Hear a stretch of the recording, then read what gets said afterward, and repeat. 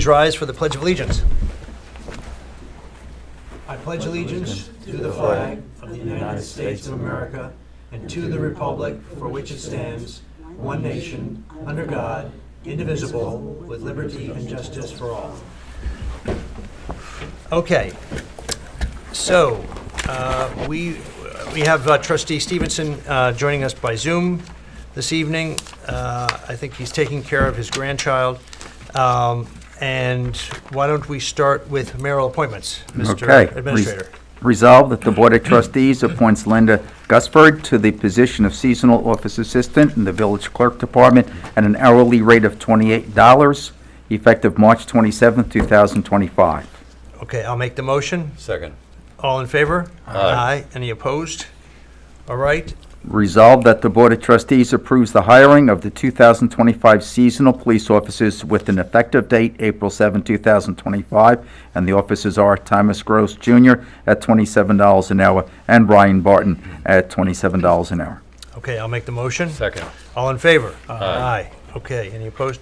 We sponsored these officers, by the way, at the Suffolk County Police Academy, and their graduation is on Thursday, which I will be attending. Okay, board presentations. We have Brittany Turner, who's going to have a presentation on new FOIL software. Is she joining us by Zoom? Yep, she's there. Okay. Hi, can everyone hear me? Yes, we can, Brittany. Okay, great. I'm gonna go ahead and share my screen if I can get that to work so y'all can see a copy of this presentation. I appreciate y'all allowing me to join you tonight. So let me just get that shared in 1 second. Bear with me here, sorry about that. Okay. Are y'all able to see that screen? Well, right now it's black. Okay. Now we have it. Yeah. Okay, great. So yeah, thank you for the opportunity to present tonight. I did email a copy of this full presentation to Kathy, and if anyone needs a copy of that, feel free to just let me know. Also going to send a video in, I guess, the chat or email, whatever's best for you, that shows kind of a live demo of the custom site that I built out for the village so that you can get a feel for how that works on the front end and also the back end. I grew up on the South Shore, about 30 minutes west of you guys, so it's really a pleasure to join you tonight. And I've been with Just FOIA for a little over 1 year. I began reaching out to the village in July of last year after seeing media coverage as well as village board meetings of some of the FOIL challenges that you've been having. And I also worked as a village clerk in New York, which is actually what brought me to Just FOIA. Our story kind of starts and ends with municipal clerks, and Just FOIA didn't have a dedicated solution consultant in New York until I was hired. I wanted to make sure that they had a person who had a deep understanding of the nuances specific to New York's FOIL process before actually having someone dedicated to the area. So it's really a joy to be a part of this company and to be a part of this meeting tonight. So Just FOIA was built to manage FOILs, but we're actually able to improve countless other processes.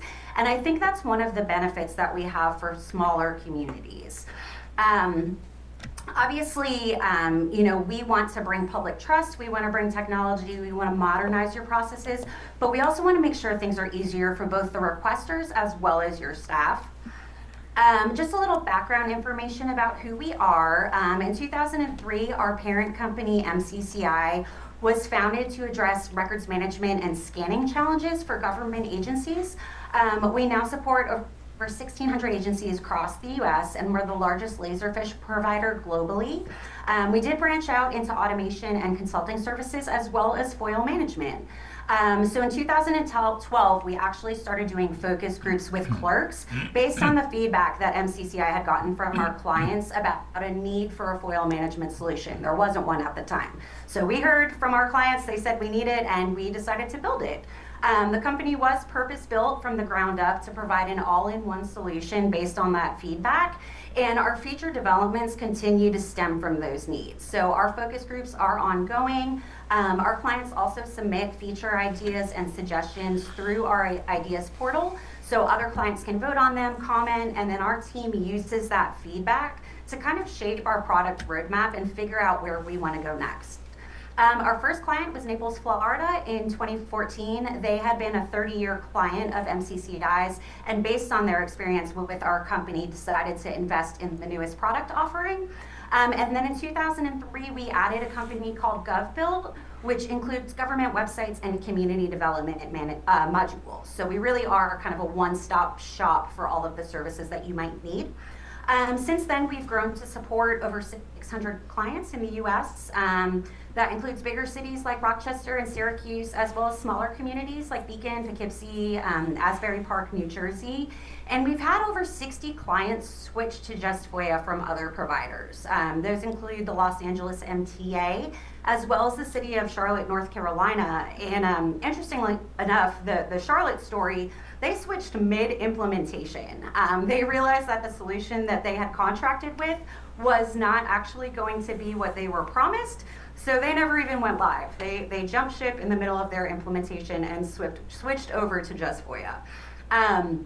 We credit our growth to one of our core values, which is client delight. And if you'd like to speak to any of those clients, either who switched over from another provider or have worked with Just FOIA exclusively, just let me know, and I am happy to get you connected with other folks so you can kind of hear it in their own words rather than listening to me. So we really are a one-stop shop for everything your community might need. Our solutions do have meaningful, complete integrations to ensure a seamless experience for your staff as well as the public. And I wanted to highlight, I know you guys are looking at a few different solutions, just a couple of areas where we're different. And I'm going to dig into a few of these in a little more detail based on some of the feedback that I've gotten from your staff as well as trustees, as far as areas that are really high priority for you. And the first of those areas is security. So we believe that industry standard is not enough when it comes to security. We actually want to provide the best in the industry. And because of that, all of our client sites are hosted on the Microsoft Azure Government Cloud, which meets the highest standards of security for government agencies specifically. We do have SOC 2 Type 2 certification, as well as TexRAMP, which is used as a standard in many states. We've achieved the CJIS ACE Ready seal for your criminal justice records, anything that's going through the courts or law enforcement. We're fully aligned with HIPAA, as well as ADA compliance with the most recent standards. We have encryption. Single sign-on is included standard for all of our clients. We have role-based access permissions, so none of your users are getting access to something that they don't need or maybe shouldn't see. We have firewalls, VPN security, and continuous monitoring, and all of that is built into every subscription. One thing that I do like to highlight for folks who are looking at a couple of different solutions is another area of security that is easier to overlook, right? Everybody's kind of interested in the back end tech stuff, but this is one area where we've been really mindful, and this is about your public archive. So if you choose to have a searchable archive available to the public, you'll be able to publish records that you have prepared in response to a FOIL request or other type of public inquiry.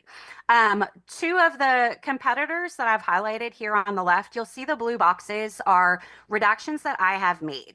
So unfortunately, in both of those instances, these other FOIL management solutions are automatically publishing whatever was entered by the requester into the description box when they were submitting their form. And Kathy can probably tell you, and I certainly know from my experience as a clerk, requesters don't always follow directions. They don't even always read directions. So if you have instructions that say, please don't include any confidential information in this field, that doesn't mean that's what's going to happen. So unfortunately, when these other providers are automatically publishing the request description to the public archive, they're disclosing things like dates of birth, social security numbers, bank account information, things that typically you would not want to release to the public. If you look on the right, I have an example from Just FOIA where we actually give you complete control, not only over what's published to the archive and how long it's published for, but also what information is getting pushed out there, so you're never inadvertently releasing that PII. And this is just one example where I think Just FOIA kind of takes that thoughtfulness about security to the next level beyond the kinds of standards that everybody's typically looking at. We really are thinking this through and ensuring that we're meeting your requirements at every possible level. Implementation is one of the things that we get the best feedback about. You will have a dedicated project coordinator for your implementation. We have a 98% client retention rate, and we've received 4.9 stars reviews on G2, which is kind of an independent review platform for government clients. We give you complete control over your system. So you will have training and permissions to make any changes to the system, including things that we would be able to make. You'll be able to modify existing forms, templates, workflows, and create new ones. You won't have to wait on us to do that for you, and you will never need to open a support ticket to do that. You'll be able to do it yourself. Typically, our implementation process is about 8 weeks long, and we customize that based on your needs. We can do it faster, and if you need us to do it slower, we can do that as well, but that's generally a ballpark for how long it will take. And as part of your training, not only are you going to get live training sessions, but you'll also have access to a video library, a monthly deep dive where we do training webinars on an ongoing basis. Twice a year, we will do feature and development webinars so you can see what new features are getting rolled out to you at no additional cost. And we will have a learning management system that's available to all of your users 24/7, 365. In terms of, ease of use, I know this is obviously a huge concern for folks. Our customer service is top notch. We have releases every 2 weeks at no additional cost. That includes security updates and system performance testing, but also those feature rollouts and enhancements that, again, you are never going to be upcharged for. Usually our service response is within an hour with a maximum of 4 hours. And our support team maintains a 99.8% user satisfaction rating. We are also 100% US based. We are a remote company, but we are all in the US and have a commitment to continue that. You will also receive a dedicated client success manager who's available to proactively assist you with your setup, with your configurations, even after you've gone through training and been implemented. So it's not like we get you guys to go live and then just kind of leave you on your own to figure it out. You'll continue to have resources on an ongoing basis. We do offer an easiest to use guarantee. Many of our clients, especially those who have switched from other solutions, have shared feedback that they find the system incredibly easy to use. And we really prioritize that experience. We don't want you guys to just use it because you have to. We want it to work for you. We want it to be easier. We want it to make your job better. So if for some reason you're running into challenges there, we will retrain you at no additional cost. One of the things that does come up consistently when we have folks switching from other providers is data export. Either their vendor is unwilling or unable to export their data out of the system, whether you need it for internal purposes or you're switching to another system. And I like to emphasize that we do allow you to bulk export all of your data at any time. This is not something you have to request from us. It's not something you're going to have to pay extra for. You can do that every single day. If that's something you want to do, you will have complete control over that and be able to pull out your data at any time. In terms of pricing, I haven't had a chance to talk to Kathy, so I don't know exactly what features you guys are looking for, but I would be more than happy to build a custom proposal for you so you can kind of have something to compare against. We do offer single-year contracts as well as transparent pricing. We're not going to do any bundling or lock you guys into a multi-year contract. We want you to choose just Voya because it's the right fit for you. We don't need to lock you in, so we're not going to do that. Our pricing is based on volume and population. So, the village is obviously not going to be paying New York City prices for New York City features. Your pricing in your system is going to be designed to meet your specific needs. You will have unlimited users standard in your system. So that's everything from your administrators down to your viewers. And, you're not going to have to conform to our needs. It's our job to conform to yours.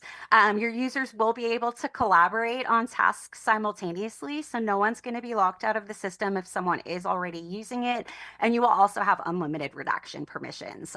Beyond that, I would love to set up a conversation to kind of dig into some of the additional features that we have to see exactly what it is you guys are looking for and get you something a little more concrete. I went through your website and actually highlighted some of the forms that you could bring on to just Voya to kind of maximize your investment.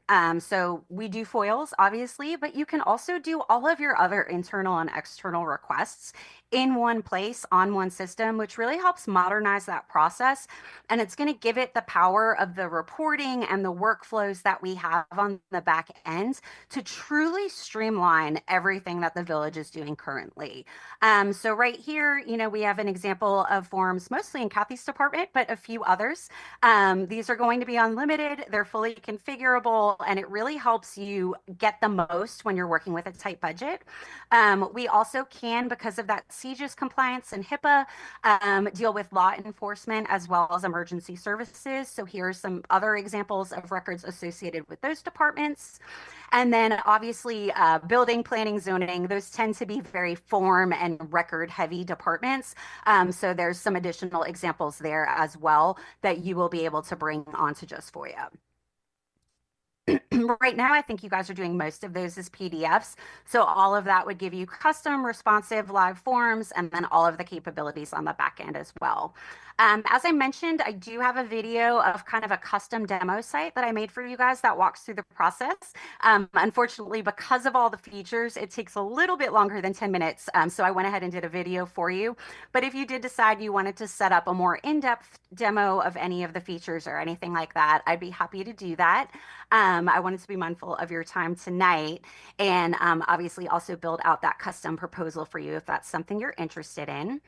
And if anybody needs to reach me, again, you'll have my contact information, but it's bturner@justfoia.com, or you can give me a call at 850-304-7658, and I'm more than happy to answer any questions, whether it's staff, board, public. I'm here as a resource. So if you guys have any questions right now, I'd also be happy to address any of those. Thank you very much, Brittany. Do any of the members of the board have questions? Brittany, what is the integration of Just FOIA with what we are using right now, which is Civic Plus? How does that happen? So in terms of what you're using with Civic Plus, there generally isn't a meaningful integration between whatever you're using for FOIL versus your website. And the reason for that is because there's nothing on your website that isn't hosted somewhere else. So your meeting minutes, your agendas, all of that is being pushed to your website as a PDF. So being able to integrate with that isn't really doing anything. The real convenience there when you're bundling services with one provider is you're only paying one person, right? And typically they're able to offer you a discount because you have more than one service with them. So as far as needing them to be able to communicate with each other, there's not a whole lot happening there, but there is an advantage for many people to kind of consolidate with one provider. And that's why I like to point out that, if you guys did decide you wanted to look at website and community development, that is something that we're also able to offer that I know Civic Plus is currently offering you as well. As a procurement matter, Brittany, are you on any state, federal, or county pre-vetted, and is it for the FOIL module and for all of your modules, or what? Yeah, so in terms of cooperative pricing agreements, we do use Omnia, DIR, NASPO. We're also able to use certain resellers depending on who the village is able to work through.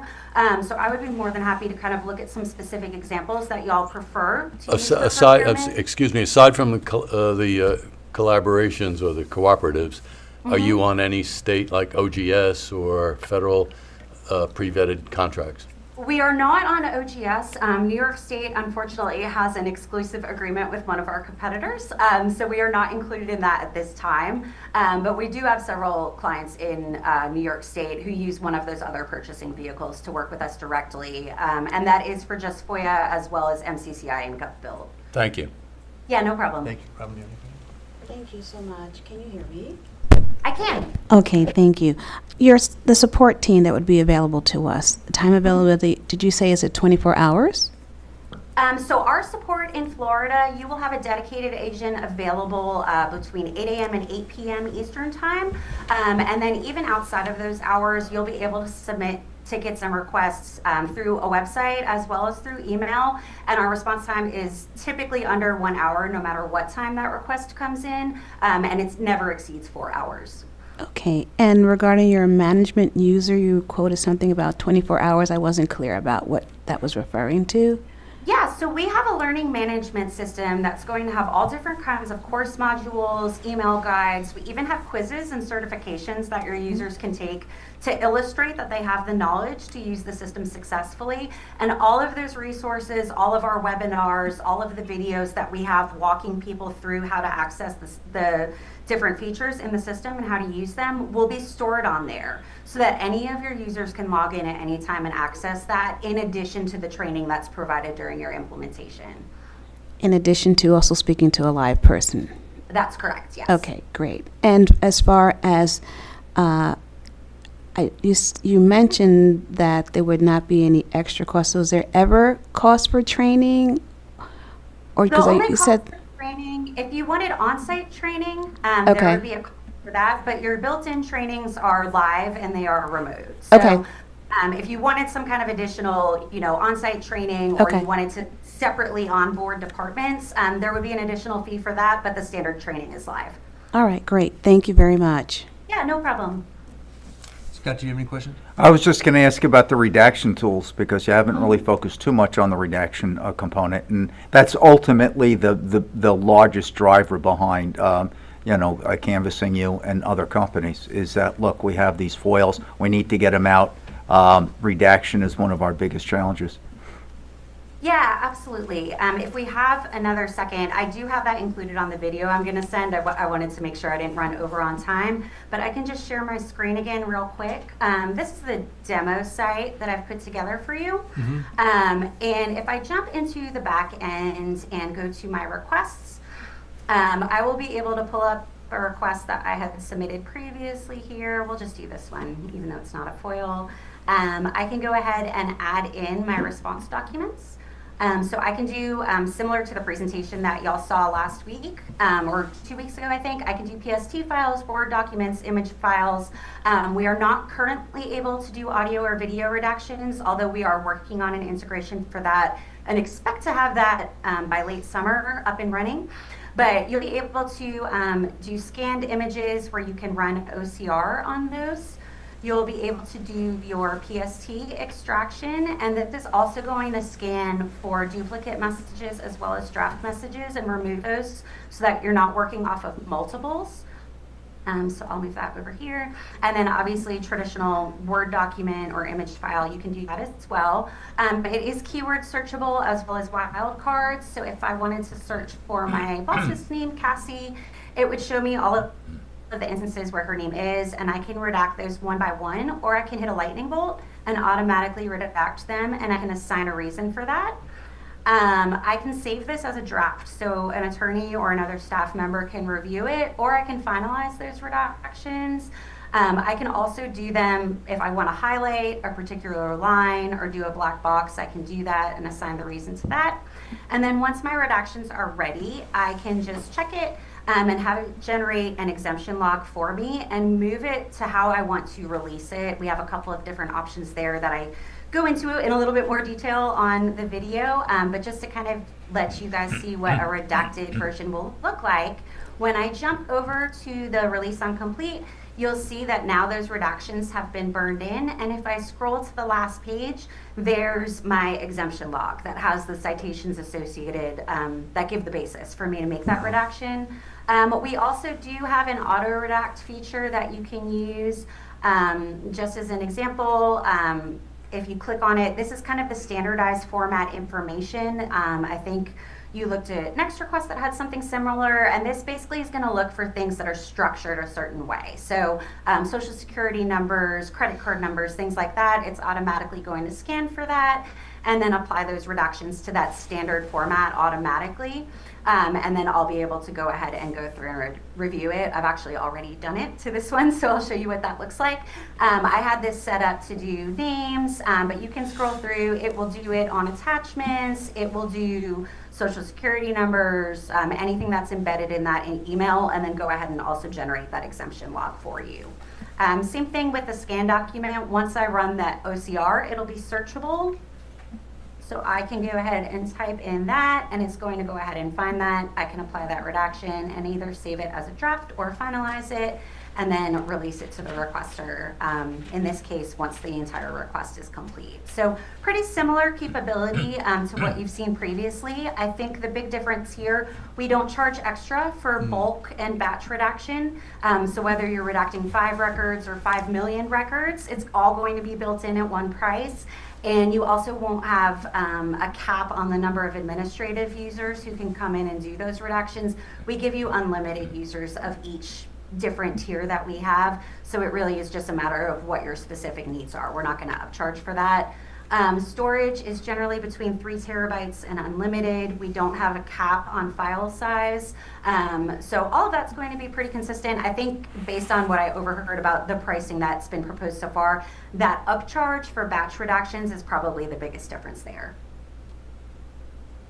All right, I just want to check. Roy, did you have any questions? Yeah, go ahead, Roy. I have 2 questions. Yes, sir. First is, just from my own personal experience, and the other trustees, that a FOIL request will come into the village for any emails or communication between trustees or whoever regarding a certain subject. And then you have to go search through all of your emails to try and find some that might be pertinent to the request. Does the software in any way automate or facilitate the searching for potential communications that would be affected by the FOIL request? So unfortunately, we don't have something that would enable you to search those email accounts. Through MCCI, we do have other records management resources like Laserfish that would have some of those capabilities. And you'll see, I did have a little L on the screen when I was showing you the redactions. We do have integrations for that. So depending on what software the village uses, we might be able to integrate with that. But as of right now, we don't have a way to search your email accounts. So you would still either need to pull the individual emails or a batch PST file and then load it into the system to do those redactions. Okay, thank you. And my second question is, I think Kathy told me a recent FOIL request generated 9,000 emails that the village attorney and Kathy had to review. Mm-hmm. Software in any way help automate that review process? I guess the auto redaction might help, but really it doesn't decide whether the email is, protected by attorney privilege. If so, Right. I guess there wouldn't be any way that the software, unless it had AI, could identify and help the reviewing processes there. So I will say, it's funny you brought up AI because we're currently exploring that. We have actually been working on a chatbot to help with some use questions within the system. As far as any future AI developments, it is something we're looking into. That is not something that will be pushed to you without your consent. I know AI is kind of a touchy subject right now, especially when it comes to redactions. So if something like that is rolled out in the future, you guys will be able to opt into that rather than having that be kind of forced upon you. In terms of ways that we can help with such a voluminous request, being able to scan the emails and remove those duplicates and remove those drafts is going to be a little bit of a time saver because those aren't going to be responsive, right? So rather than having to review the same email 15 times, you look at it once, it kind of saves a little time there. We do have the auto redact, we do have the wildcard searching, so that's going to help you catch a lot of things. We also have the ability with this foldering structure that I showed y'all a few minutes ago to kind of move things where it's either on hold or being reviewed by a different person. So I know billable hours a lot of times is one of the big expenses associated with FOILs. If your staff is able to confidently review and redact maybe 75% of those emails, and then just have legal looking at the 25% that they need double checked, that's gonna save some time as well as some costs for the village. And that's one of the areas where this kind of any and all document management system will be helpful, even though it's not directly doing those reductions for you. Thank you. You're welcome. Okay, any other final questions? I thought Kathy was trying to say something. Kathy, are you around? Get her? That would be very nice of you, Sheila. She started saying something and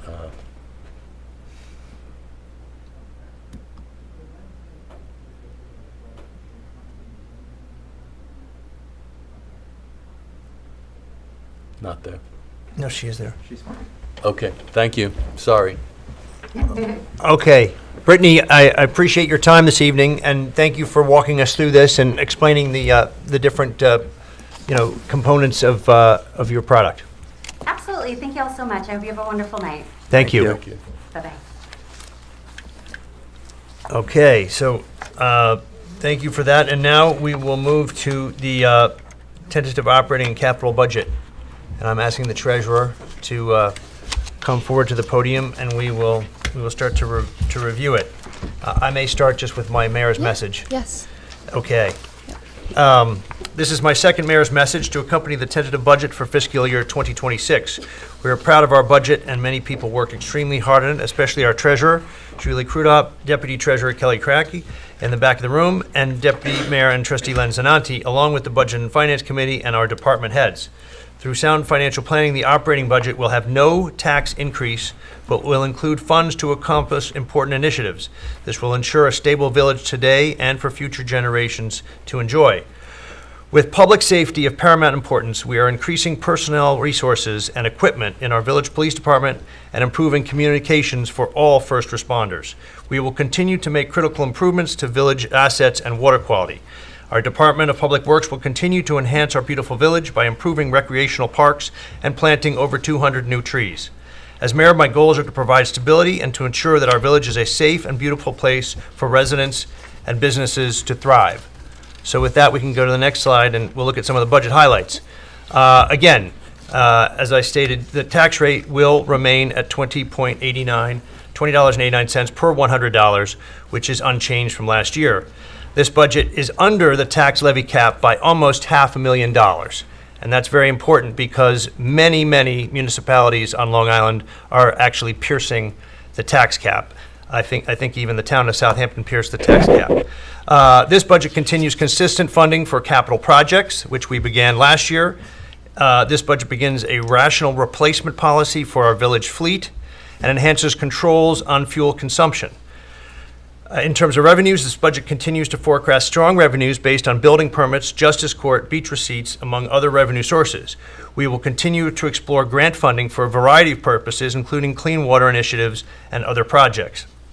In terms of expenses, this budget implements operational cost-saving productivity measures in the Department of Public Works. We are enhancing traffic control and public safety throughout the village with additional personnel. We are enhancing code enforcement, providing funding for additional coverage on weekends and holidays when the village receives seasonal quality of life code enforcement complaints. And we are bundling multiple village contracts to streamline operations and save taxpayer dollars. So with that, we'll go to, again, the tentative budget, and maybe, Julie, I'll let you take this. Yes. So this is our tax rate summary chart. I'm going to go through the appropriations. The general government support has increased 3.8%. This is largely due to retirement increases in 2026, which is governed by New York State retirement system. That increase within the general government support for retirement is $121,000. Also, within government support, our village insurance policies increased roughly 7%, and as well as just general contractual software increases, and as well as cost of living adjustments for the employees. Public safety, that is our largest increase with just over $1 million, and that increased 6.5%. We are adding an additional police officer position and 2 seasonal police officers for this summer. And to enhance public safety and traffic enforcement, as well as we're hiring additional public safety dispatchers, which annualizes in cost in the proposed budget. Also, retirement increased in this line as well, over $500,000 between the fire, the radio operator, police, and ambulance is all incorporated within public safety. And as well as ambulance part-time coverage increased due to anticipated needs within the department that we had no option, but we had to increase. Could you just tell me again, what was retirement increasing by? Over $500,000 Okay. between all the different public safety departments. That's a lot. Yeah, it is. Yep. So our transportation, we were able to bring down by 4%. Sorry. The highway department has sought new operating cost-saving initiatives to help lower these expenses. The topsoil, some examples, instead of purchasing it, we are now going to be making our own, which is a savings of between $15,000 to $20,000. We're also getting free leaf disposal this year. Normally we budget $70,000. This year we were able to only expend $14,000, so there was a savings in that. But this year, hopefully, we will completely eliminate that. And then, as Good. well as dumpster disposal service, will be at a minimal to none with the purchase of the village garbage truck. So that's on the capital budget. And we normally spend. This year we're up to $30,000 this year for dumpster hauling, and last year we spent $40,000. So this will all help eliminate those expenses, which is why we were able to bring down the highway department. Excellent. Permanent improvement was slightly reduced this year due to the increase in paving and drainage repairs made during this current year. 80% of our roads are rated top grade. And then, as well as over the past 2 years, the village has invested heavily in improving streetlights and to LED, which has enabled the village to reduce the upcoming budget for streetlights by 24%. So moving on to parks, recreation, and culture, we increased 4.5%. Park salaries increased due to departmental promotions, as well as retirement increase theirs in that department. And then health insurance also increased due to employees that once took single coverage is now switching to family. And then our land use and community service increased 7.5%. The cost of broadcasting and media contractual pricing increased, as well as general engineers and attorney fees within the land use boards. Retirement and unallocated employee benefits decreased 3.9%. The village has been recognized for their safe workplace environment, so we were able to bring down the payments for our workers' comp. Mm-hmm. So that's what that lowered that, and as well as the retiree health insurance increase was lower than budgeted for 2025. We budgeted a 10% increase, and the increase, which was great for health insurance in 2025, single coverage only increased 2.33%, and family increased 0.02%, which is families That's like excellent. the largest. You're up to $40,000 in insurance, roughly. Interfund transfer, there's no change. We are moving $400,000 into our general capital and $600,000 into our fire capital reserve. Then the fire district will match the 40% Yep. into the fire reserve. Debt service increased 0.5%. This is based on our debt service schedule. So that brings our total appropriations to $37,083,272. Our estimated revenues are increased 11% this year. Just to note that last year's increase was 13.37%, so we're down from what we had last year projected. Just some revenues of what increased. We increased building department revenue by $150,000. Beach revenue, we increased $161,000. Justice Court, we increased $275,000, and outside public safety dispatch, we increased $81,000. This is due to we are now providing dispatch services to the town ambulance. And the contract stipulates that they pay us $75,000 for that. Yep, and it increases with each year. There's an escalation Yep. clause, yeah. Yep. So then our total amount to be raised by taxation is $27,326,472. So that's a 0.91% increase. But as you can see, if you jump to the next, the taxable assessed valuation, that's largely due to the increase in the taxable assessed valuation, which, just so you all are aware, this is the tentative roll. There will be a final roll in April, by April 1st, so we'll have those numbers. So in the next board meeting, we will adjust accordingly, but we're going to ensure that this stays a 0% increase. So our tax levy cap, we were at $27,790,920, and as you can see, the amount to be raised is under that by $464,448. Yep. So I will pass the next slide over to you. Okay, here are the pie charts. And this shows where the money is coming from. So just under 74% comes from real property taxes. We also have beach revenue, that is namely down at, for the beach stickers, Cooper's Beach, all beach operations. Land use and permits brings in a good deal of money. It's just under $2 million. Fines and fees, that's for everything from the heliport to towing fees, impound storage fees, burglar alarm charges, everything there. You can see that that's just under 1.2 million. Intergovernmental services, again, I believe this is from, again, the Southampton Town Ambulance, as well as money provided by the fire district. District, yep. Right. So you can see that is also just under $1.2 million. Federal and state aid is, again, just over 1.4 million. Other miscellaneous income, this could be from the, health and birth certificates that we give out in the front office here, county sales tax, miscellaneous donations. Anyway, that comes to actually almost $2.5 million. Then we can go to the next slide, and this shows you where the money is going. So again, the largest part of the pie goes to our excellent police force.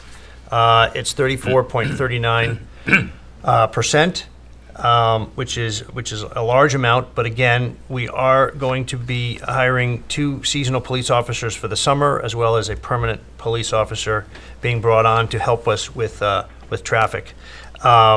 We have retired and unallocated employee benefits. That's over $3 million goes to that. Building department and ordinance enforcement, we spend about just under $1.4 million on that. Highway permanent improvements, street lighting, all the things that we do to run the village, but falls under the title transportation, which is a little bit of a misnomer, but that's what the accountant asks us to use. So that is just under $3.4 million. Parks and recreation is, you can see, 2.377 million goes to that.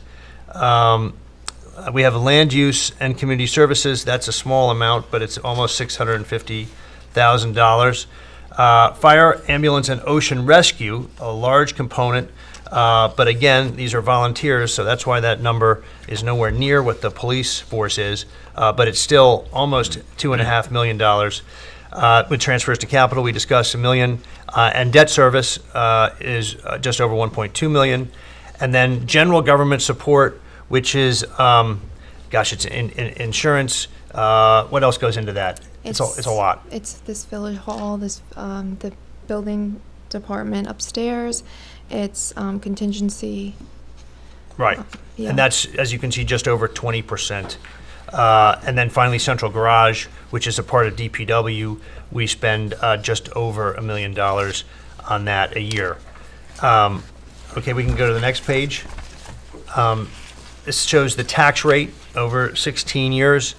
And you can see it has been flattening out, and again will be kept at the $20.89 per 100 this coming year. Next slide. So this shows you what is discretionary and what is non-discretionary. Unfortunately, most of this, 77%, is non-discretionary, meaning we have contracts with our 3 different unions. We have benefits that must be paid for, this state requirement of retirement spending, all that kind of thing. So it's a very large chunk. More than 3/4 are really going to salaries and debt service and the employee benefits that we can't do anything about. The part that we can do something about is actually only 23%, and that's where we have equipment, we do the transfers to capital, and other expenditures, contractual services, supplies, materials, miscellaneous, again, but that is only a total of 23% for discretionary.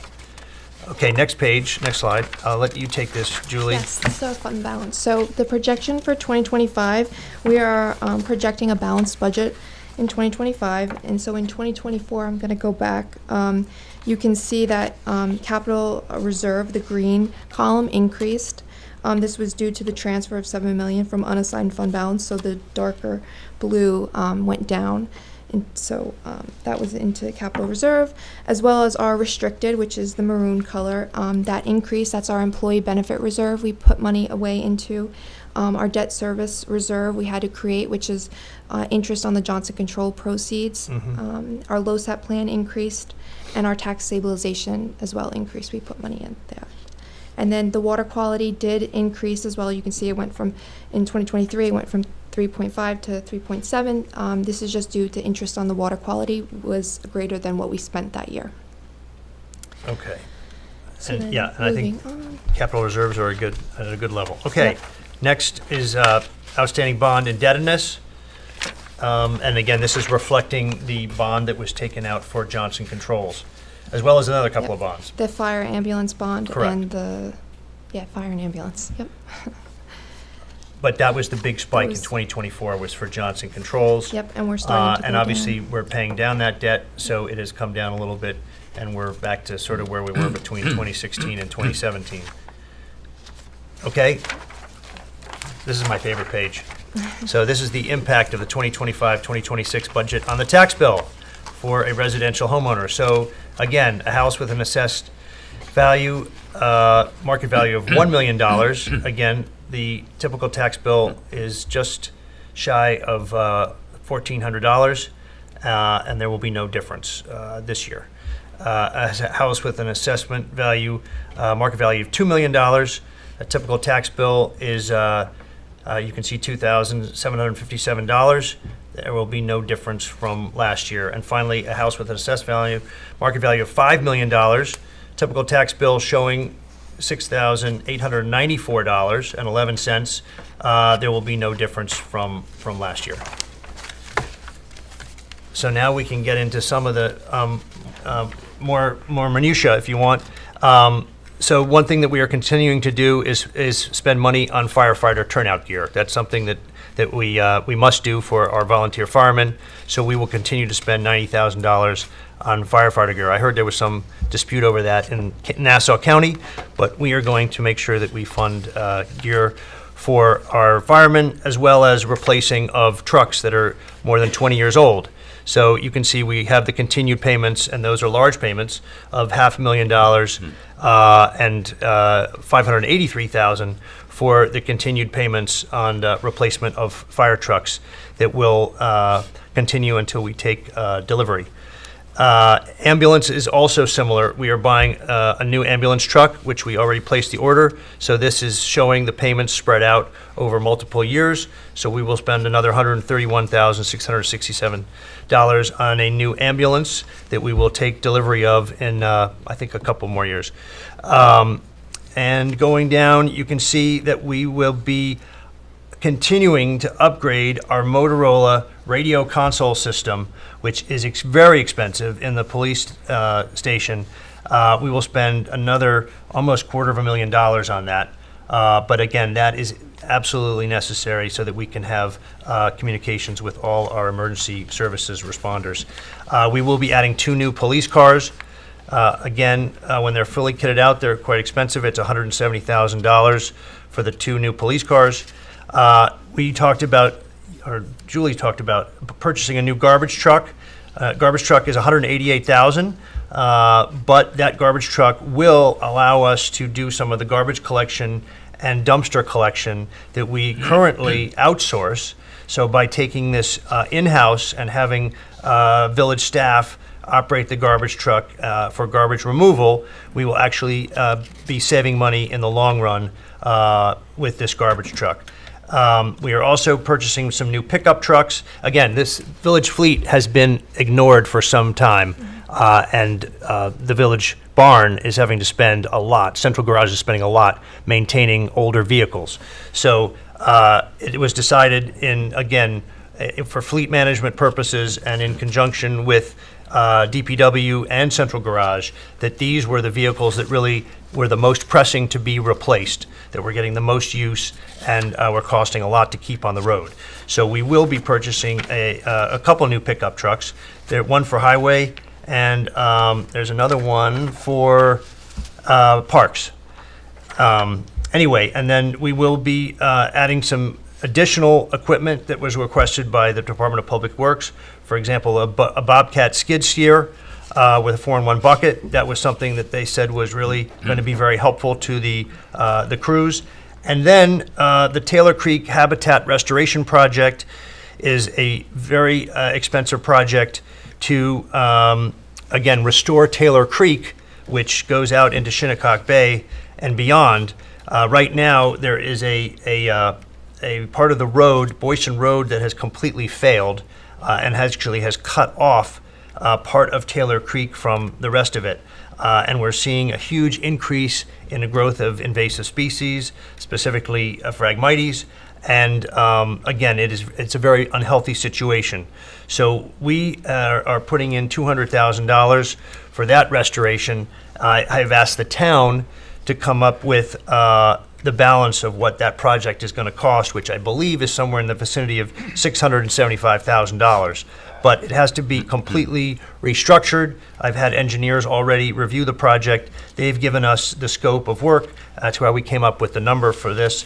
And when it is complete, actually all of Taylor Creek will become tidal to some extent again, and fish should be able to get all the way up to the innermost parts of Taylor Creek, which they are being prevented from doing it right now. And so this is a huge project, but something that is, again, overdue, something that is necessary. And so we will, again, put $200,000 in, and I'm hoping that the town will come up with the balance for that project.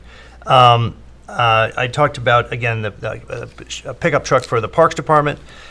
We also, we put on the new slate roof on Veterans Hall, but if anyone's looked at Veterans Hall recently, again, the outside, the soffit, the fascia are really deteriorating. And so we spent $100,000 last year on a new slate roof from Vermont Slate. This year we are going to spend $300,000 to redo the soffit and the fascia. Again, that's one of our village assets, and we want to restore it as much as possible. And so we will be spending $300,000 to improve the exterior of that building and not let it deteriorate any further, because I don't think any work has been done to that building in In a while.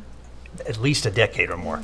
Anyway, and then another important thing is we need to put a fire alarm in this building. So we have $80,000 set aside for that, and that is definitely a necessary upgrade. And then finally, building maintenance will also get a new pickup truck, a Colorado pickup replacement for $40,000. So those are really the highlights of where this money is going on some of the bigger ticket items. But again, I think they're all essential and necessary, and this is what happens when things haven't been tended to for quite a while, and we have to make up for it. But I think it's very good that we're being able to do this, keeping the tax rate flat.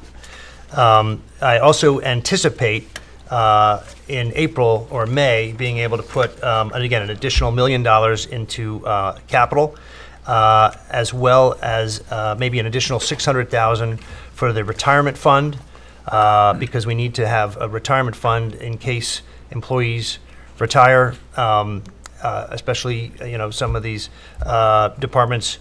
We have to pay out a lot of money upon retirement, so we need to build up a little bit more of a fund there. So I'm going to put $600,000 in that, and then I would also like to spend another $100,000 towards the World War I monument restoration, which is the same that we did last year.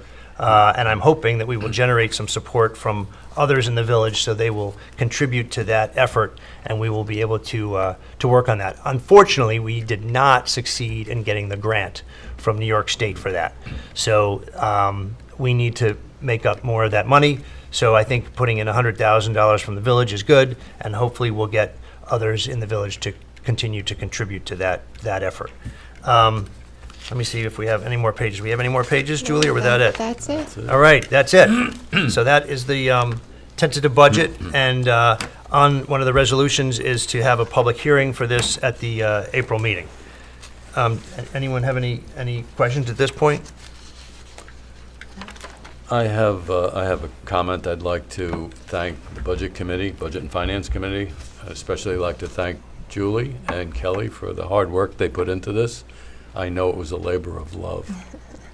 I think, besides the obvious no tax increase and not piercing the tax cap as other governments locally have done, I think the continuation to fund critical projects, infrastructure projects, and stopping the tide of not maintaining things, so paying for deferred maintenance is important. And I'd like to actually note that the productivity and cost reductions that DPW has implemented in this budget are noteworthy. I think the superintendent, Steve Phillips, has taken a massive step forward with respect to managing and is focused to keep the operations of the village to a reasonable cost. And I think he did a very good job and should be noted. Those are my comments on that. Thank you, Len. Roy, did you have anything you wanted to say? I would just second what Len just said about our DPW. I had a resident asking today about the state of Hampton Road and the fact that National Grid is that right? National Grid? Yeah, is correct, tearing it correct. up to repair it, to put in a new gas main line.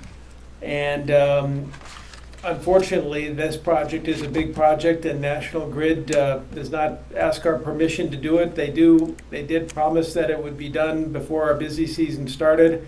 But, and right now, after they put in the main line, they roughly patch it. They are still tying in all the businesses and residences along Hampton Road. And when everything is said and done, they are going to pay to repave the entirety of Hampton Road from the village out to its eastern end at their expense. But in the meantime, we are suffering the frustration of having our Hampton Road being in a state of a little bit of disrepair.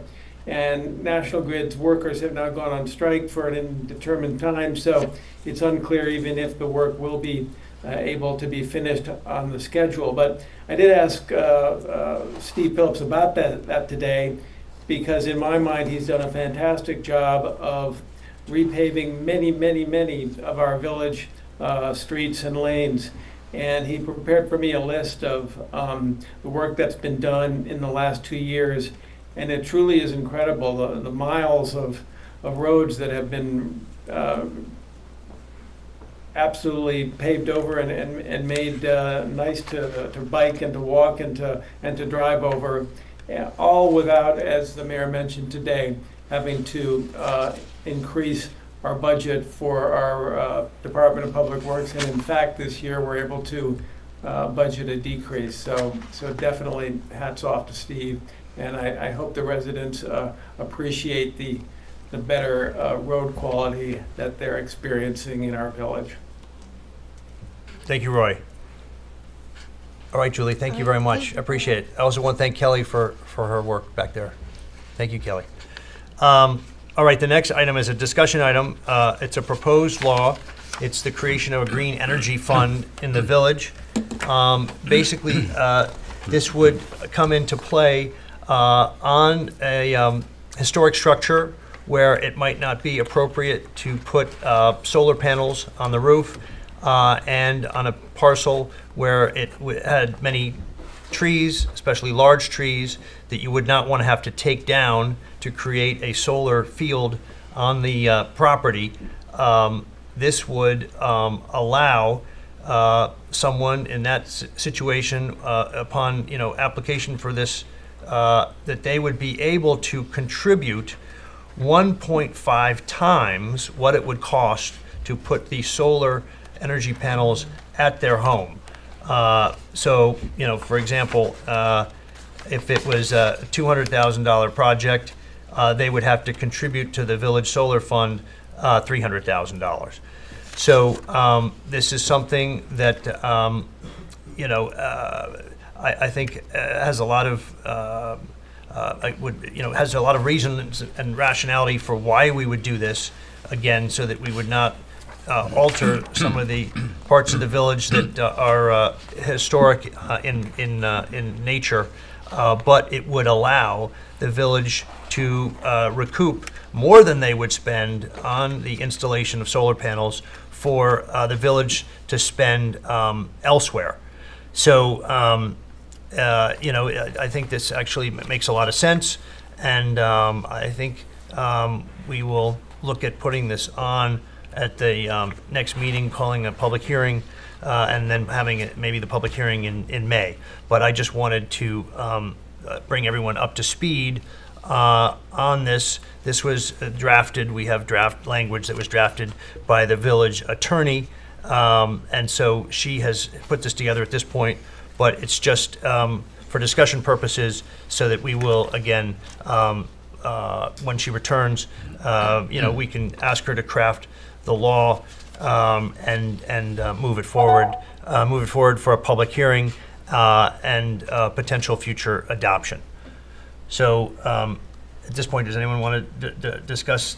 I mean, we talked a little bit about it, but go ahead, Ed. I just have a question. There is it a requirement that certain historic buildings must comply to hers, or is that something that they can? So it's usually on a new structure, but sometimes when you do work, if you do work of a certain magnitude on an old structure, to comply with the HERS, which is actually mandated by the state of New York, you have to augment your energy production elsewhere, primarily using solar.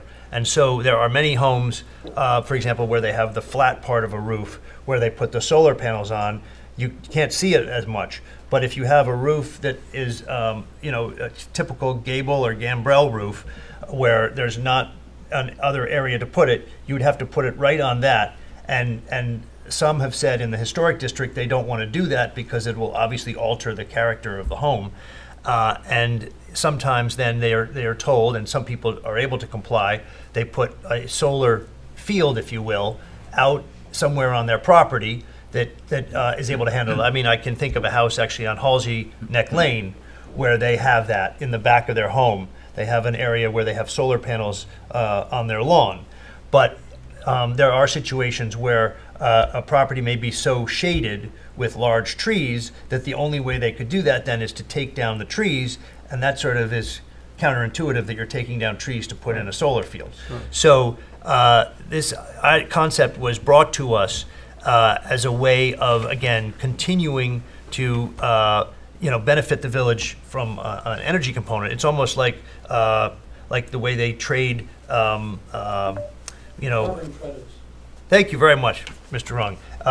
Especially with the Pine Barrens credits and things like that, where you can trade. So this is almost a system where they would then trade, but again, it's not a 1-for-1, it's a 1.5 for 1, so they actually have to contribute more money to be able to take advantage of this benefit to them, but in the long run, it's a benefit to the village because we'd be able to put that into a fund that we would use for augmenting, solar power production. Right.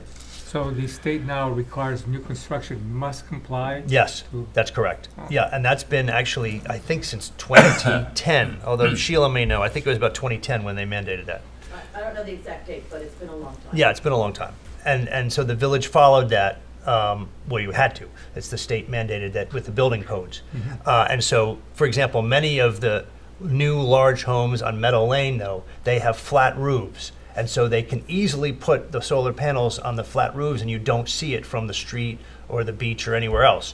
The problem arises when you have, a gabled house and the only place you can put it is on the south-facing side of a roof that would then be very visible, Right. For example, from the street. Yeah, I see new construction though. I don't see people putting any solar panels in new construction. Well, Like there's some on White Street, there's two new homes, I don't see any solar panels. Well, okay, so they just have to meet the HERS. So a lot of times it happens when the house is of significant size, that I the see. draw would be much greater. I see. If it's a smaller home, you're correct. Sometimes they're able to meet the HERS requirements. But I'm sure if you talk to, Chris Talbot in the building department, he could point to you a lot of homes that have had to do this.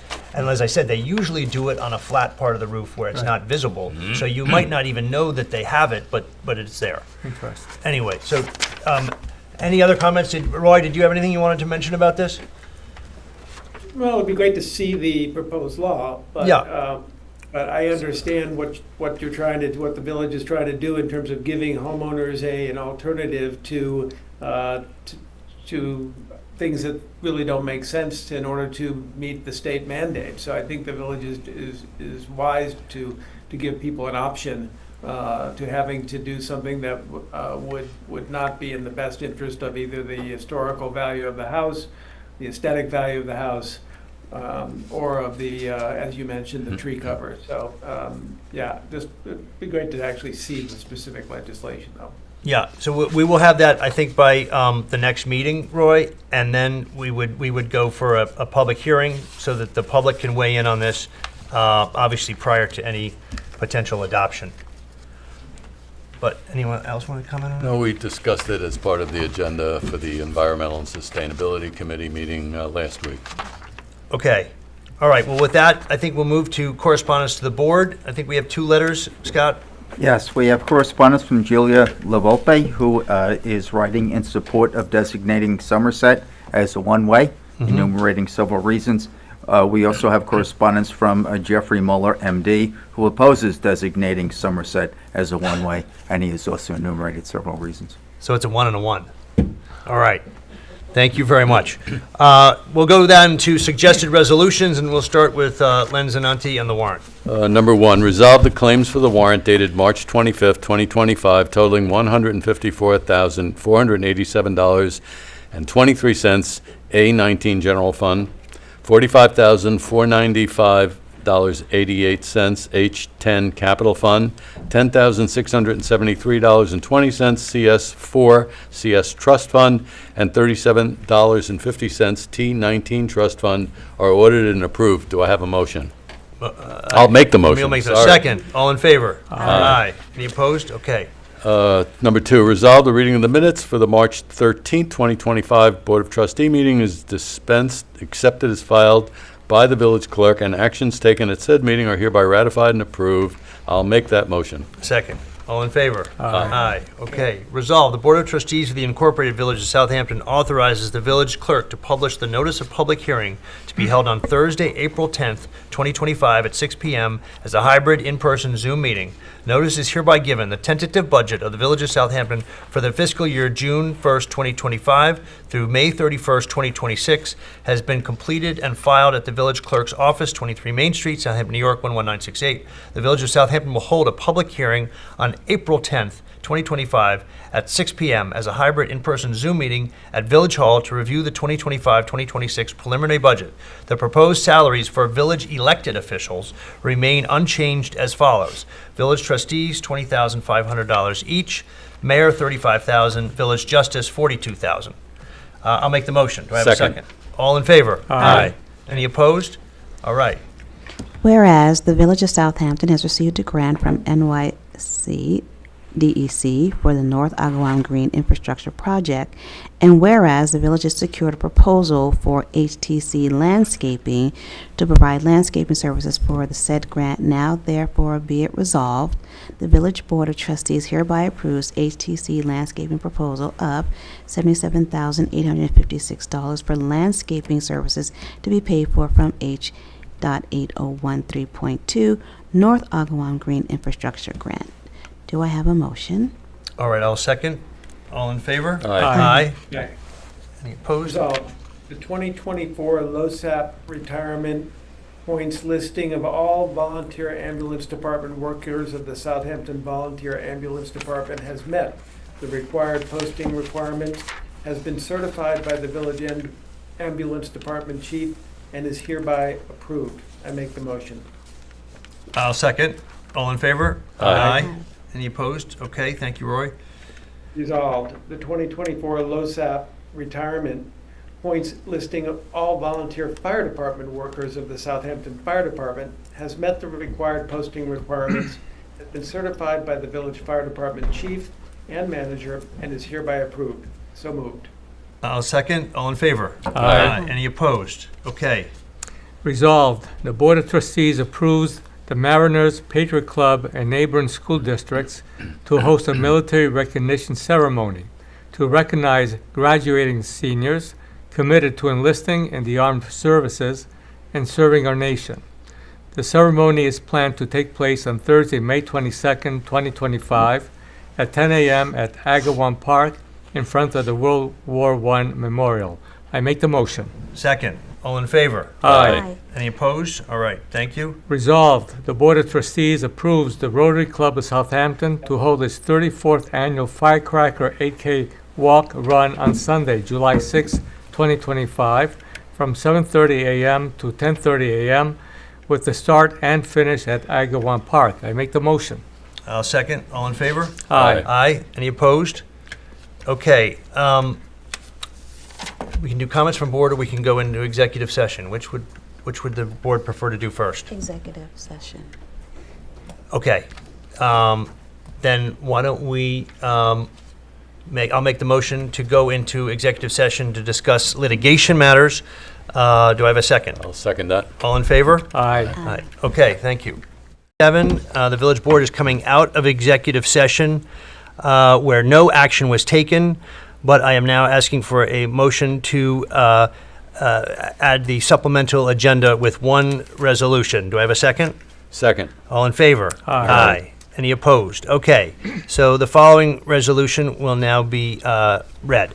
Whereas Todd Johnson, Harriet Johnson, Nancy Ross, Robert Adler, and Dina Adler filed a lawsuit against the village and the trustees of the freeholders and commonalty of the town of Southampton, hereinafter town trustees, in New York State Supreme Court to enjoin vehicular driving and parking on a specific beach area, including the beach adjacent to their properties, during summer daytime driving hours, entitled Johnson et al. V. Trustees et al., Suffolk County Index Number 5-25721, the 2005 action, and whereas Kathleen Ariskog Thomas, Andrew S. Thomas, Rand V. Ariskog, and Jesse M. Ariskog also brought an action against the village and the town trustees to enjoin vehicular driving and parking within the same beach area during the summer daytime driving hours, entitled Thomas et al. V. Trustees et al., Suffolk County Index Number 21519, 2015, the 2015 action, and whereas the village and the town trustees denied the material allegations of the 2005 action and the 2015 action, and whereas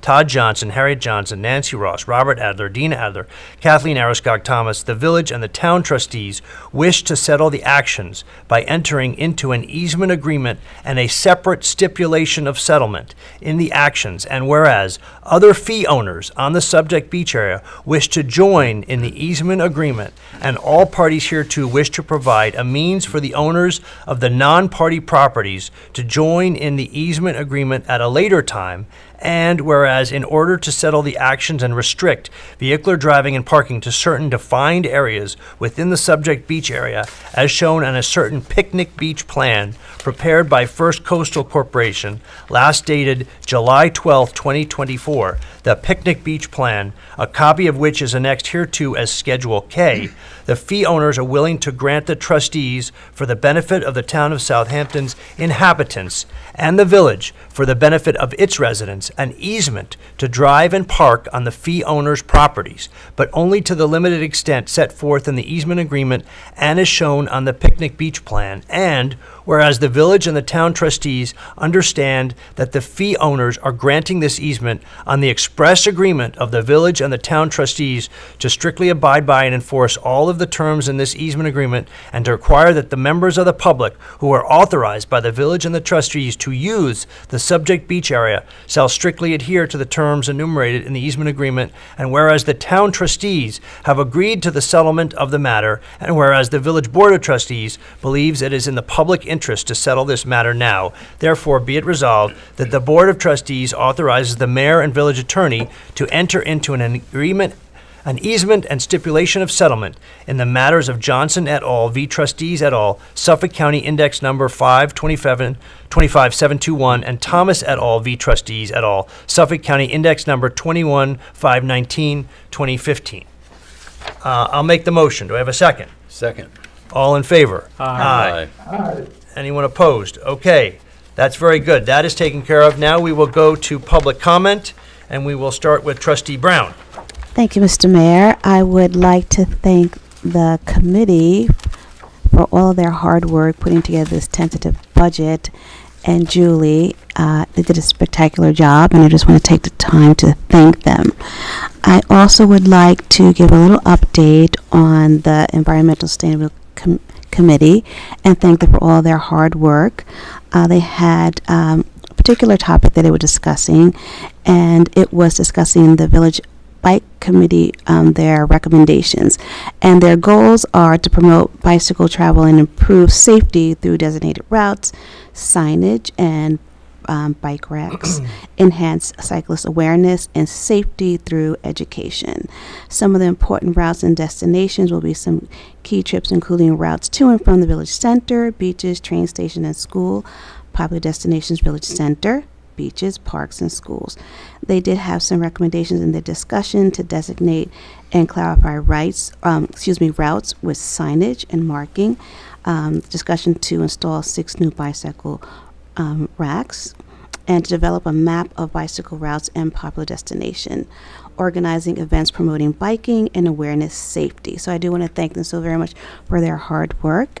And as we close this month for Women's History, I'd like to take the time, I won't call out any names, but I want to thank all the women in all the departments, going from our building department, from our staff in the front, our finance, our DPW, our first responders, all the wonderful contributions that women make. I want to take the time to salute you and thank you for all your wonderful contributions. And on that note, I'd like to just speak the quote from Michelle Obama. Success isn't about how much money you make, it's about the difference you make in the lives of people. And I would say the women here have made a contribution in lives of people, and I thank you.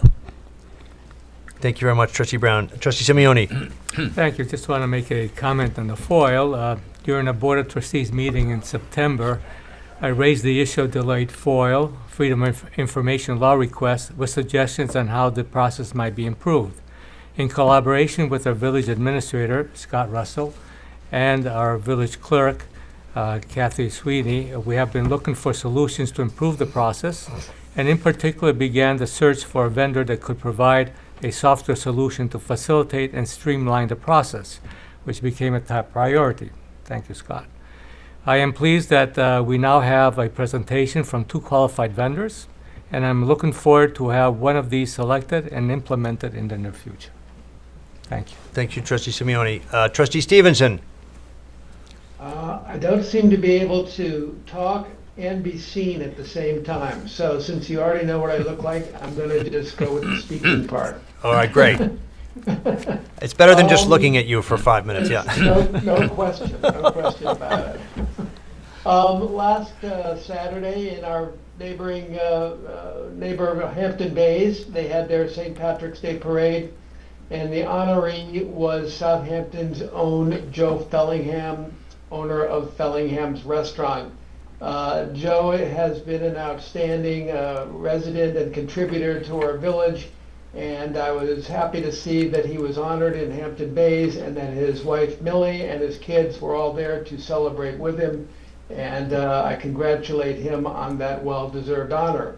Speaking of parades, even though it's only March, the weather's getting nicer, and soon it will be July, and one of the highlights of the Southampton Village summer is the 4th of July parade.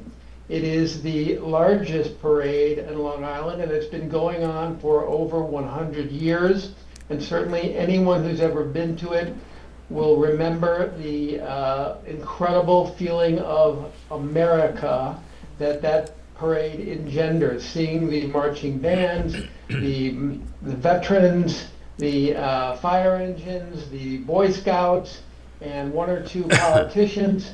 Really does bring a wonderful feeling of small-time America to all who watch it. The sad thing is that parade does not happen by itself. It is organized and funded by the committee Southampton Commission of Veterans Patriotic Events, led by our own Bob Grisnick, who does a fantastic job of organizing this event, getting everybody to attend, making sure that the order of the parade is correct, and gathering the funds that help defray the costs.